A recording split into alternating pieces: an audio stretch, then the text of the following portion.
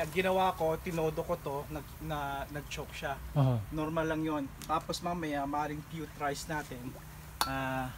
Pewterize natin eh, hindi mahirapan siyang tumakbo. Hindi pa naka-stop. It's okay. So yun ang gagawin natin para mangyayari niyan, yung C-foam nakalagay yung mababatad. Tapos hintay tayo mga 5-10 minutes. Start ulit natin. Maaaring this time hirapan siyang tumakbo. Pero mapapatakbo natin kasi tumakbo na eh. Right. Pero once na tumakbo yan, napakarami usok nito. Okay? Pag nag-aayos kami ng mga mekaniko dito, talagang black yan yung kalsada. Parang may sunog. Pero that's fine. Pero talagang linilis. Makakatulong talaga ito. Yeah. Pakita ko to sa C-foam. Yeah. C-foam. 16 almost. May similar ba to doon sa kwan?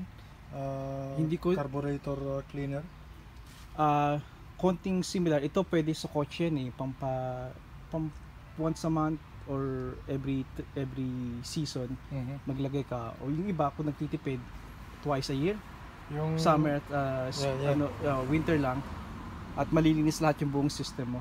Sabi nila wag mong gamitin kasi sa marine lang to, pero we use it. Mga legit na mekaniko, they use this. Pag talagang talamak.